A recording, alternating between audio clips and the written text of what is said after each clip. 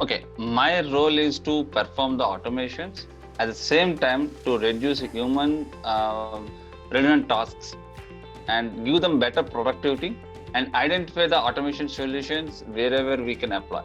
Right. And solution it. Biggest achievement providing the optimistic solutions and being a part of MEP.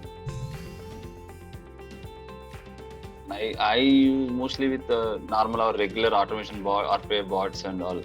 And suggesting RE forms to the business to make it providing inputs, and then automatically bot will trigger. As of now, we are getting inputs in either in mail or in Excel or in SharePoint.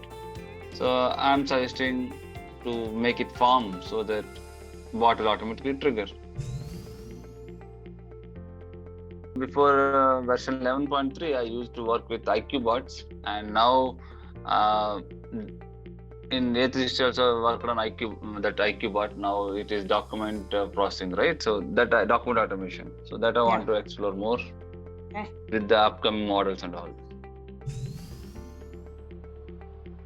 Yeah. So for example, in-person online meetups first thing, and posting in the LinkedIn post like challenges, upcoming board games, or else any product features, social media like broadcasting and all these things. And I would like to participate in the product testing in initial stages.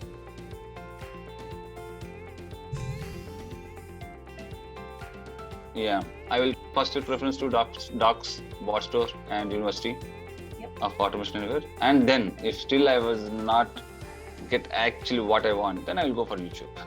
It's like more not really, like maybe exactly what we are looking. Someone already faced that issue.